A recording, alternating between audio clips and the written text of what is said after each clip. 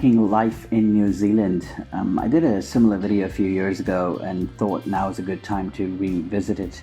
Also, I have now completed 15 years of professional work experience here in New Zealand. I thought it'd be a good opportunity for me to share some of my learnings and findings with you all. And if they can in any way benefit you, then yeah, please leave your comments and like the channel.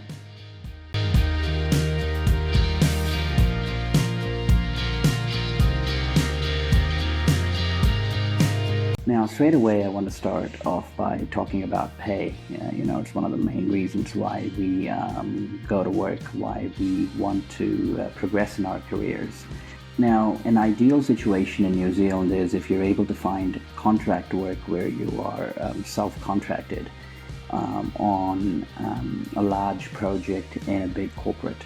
And the project is well funded and it runs for multiple years. That's the ideal situation. Contract rates here are anywhere from $1,200, $1,300 a day, all the way up to $2,000, and specialist resource can charge more than $2,000 per day. So it's a lot of money. It's a lot of, I'd say, easy money, and there's plenty of demand for contract resource in the country, especially if you're in the IT space. So that's an ideal scenario, but it is restricted to more experienced individuals, and obviously primarily in the tech side, or really concentrated SME resources can benefit from it as well. But this is not an ideal situation for all of us, right? A lot of us would just want to have stable jobs and full-time employment opportunities. So what becomes important? Well, the first thing that becomes important is negotiation.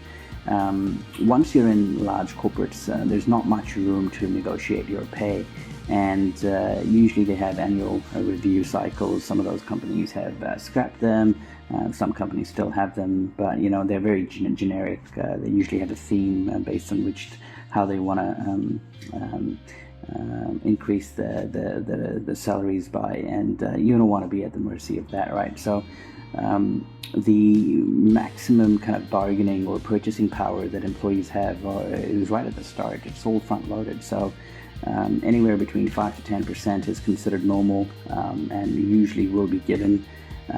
So at least at the bare minimum, attempt that. More than that, it depends. If you're going through a recruiter, you still have someone who's batting with you, that can work with you, and they're also interested because their commission is based on how high your salary can go. So that may work. But if you're on your own, just accept it if you're happy with it. Secondly, one of the things to note is, obviously it's great to get promoted and move in your career, but a laddered approach is considered more advantageous. Now, what I mean by a laddered approach is basically you get into an organization, you do really well, you try and get promoted. The promotion itself, you will get the experience and move on to the next higher role, but chances are that you will be below market. It's just how it works. The company knows how much you're on. They're not going to give you a huge sum of money, even though the role may be worth a high sum. It's just how it works. What you want to do is you want to take that promotion opportunity, and then you want to move sideways into another organization. You want to do a job hop after getting promoted, and you want to do that pretty quick, because that is where you can get market value for a similar role, get into another new environment, and also the market does favor job hopping. Individuals can boost their incomes by 15 to 20% by skipping companies once they kind of get a promotion.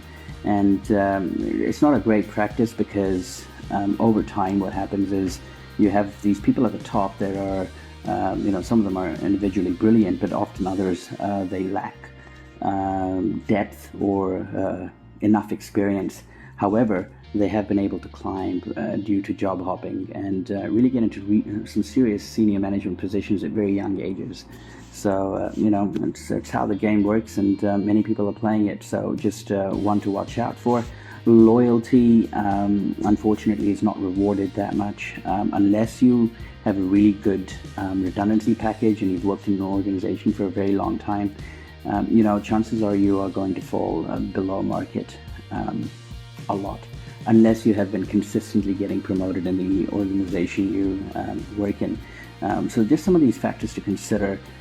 My preference, as I mentioned, is the laddered approach. You in an organization, if you get one or two promotions and then you move on to another organization and get that pay bump, negotiate your way, and then keep repeating that exercise, not only do you get you stay current in terms of market value, but you also kind of just get exposure by working in other organizations and get a bit of a refresher. Most organizations here, if you work at least in the financial services sector, I can talk for, they're more or less the same. So staying in one company for a very long time,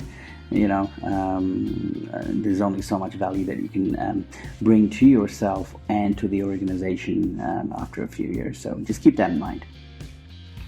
Another topic that I wanted to talk about was work-life balance, and New Zealand tends to have one of the best work-life balances out of the developed markets. People are still working anywhere between 40 to 48 hours a week max. A lot of them are working less, and the last few years most people are still working from home. In fact, people are only going to offices twice or thrice a week, and there are quite a few reasons for it. One reason is that save on public transport or commute costs. New Zealand public transport is one of the worst in the world out there, and it's also very expensive, so you kind of get the worst of both worlds. Expensive and also poor connectivity, right? So why would you want to use it? And secondly, you just save on other costs. You might be having lunch outside every day when you go to work. Those can be banked. And look, I want to keep this video short and really want to talk about some of the skills for people who are wanting to progress in their careers. What sort of kind of factors get you promoted in roles? And obviously, I'm going to try and say a few generic things, and they may be applicable across multiple situations and countries. But just keep these in mind because they may help if you're trying to progress and really push your way forward. Now, the first thing is that you've got to have a problem-solving mindset and not one of problem creation. I've often seen some employees where they think or they believe that it's up to senior management to look after them, and I've been in both camps now as an employee and as a kind of a senior leader as well. And leaders are not parents, so don't mistake them for being parents. And they're not always interested in your well-being. Their interest lies in making sure that the company progresses and the company's interests are protected. And employees get paid good money to perform their duties.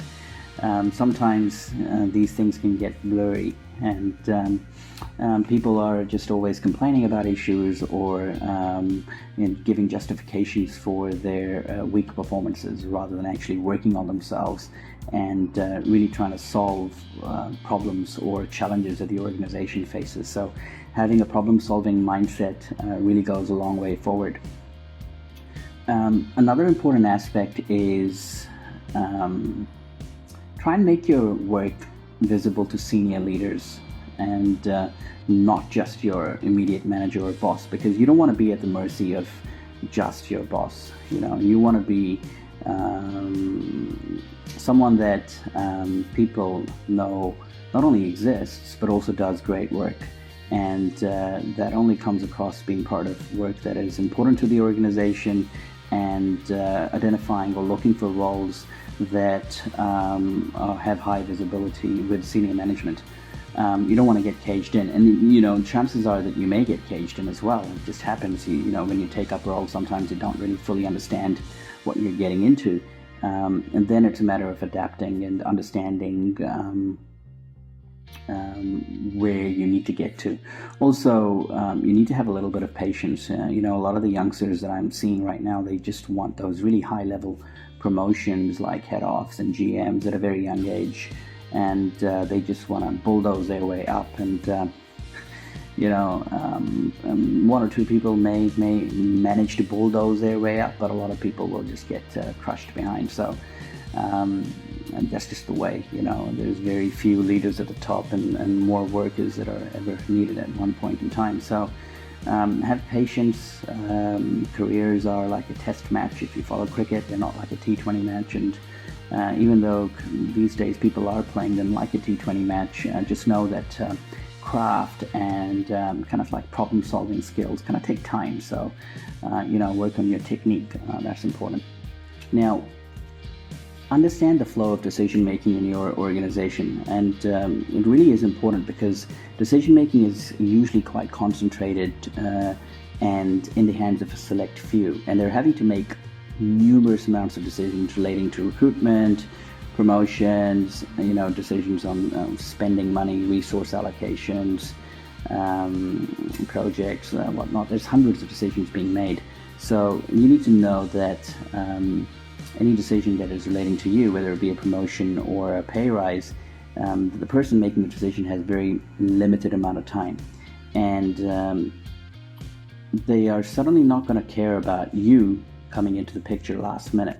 Your case has to be built up over a period of time, and this is why I say, try and be a problem solver and have your work visible, because when a promotion opportunity comes, you almost need to be ready for it, as opposed to knock on the door and say, hey, I'm also there, because chances are that someone is already lined up for that role. So understand the flow of decision making, who it is that you need to influence, who it is that is occupying that position, who will ultimately make the decision, and what sort of perception they have about you, and hopefully try and have a good perception, right? So that is very important to kind of progress in your career.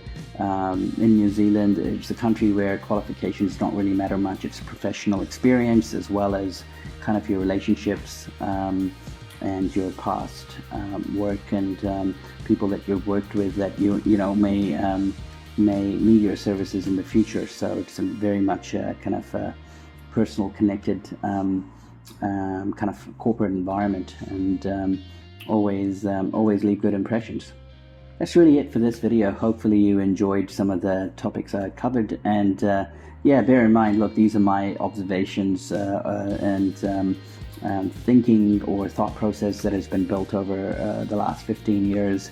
Let's see how far I go. I don't want to be working the next 15 years. Hopefully I can have an early retirement, but really all that depends on how the next 10 years go. So and if you are already here in New Zealand, tell me how you find things, or if you're trying to come into the country, some of the things I've talked about won't necessarily apply on day one, but as you progress, they